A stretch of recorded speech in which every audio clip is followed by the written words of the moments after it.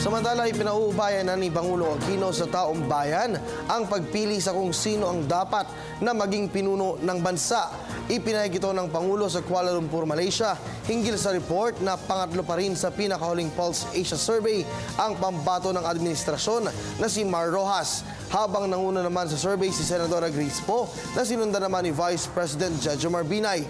Paliwanag ng Pangulo, mauunawaan naman ng taong bayan kung sino ang magpapatuloy ng tuwid na daan. Ito na rin ang sagot ng Pangulo hinggil sa pagbasura ng Senate Electoral Tribunal sa disqualification case ni Poe, pati na rin ang umano'y pagtagpo sa pagkapresidente ni Davao City Mayor Rodrigo Duterte. Ang dami, magpunta, turo nyo mas kayo na lugar. Hanapin nyo, yung ang dali magturo nung kaya magsabing, eto napakinabangan namin. No? Etong bakit, at sila nagsasabi, at kaya kami magtutuloy ng tuwid na daan.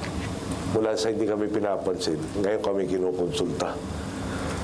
Ano naman yung kapatid natin Muslim, sa Davao yata nakunan yun.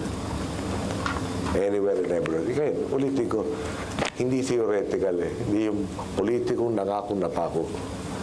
Dito may preba. At sila na mag-aangampay, sila na magsasabi. Gusto namin ituloy nangyayari ngayon.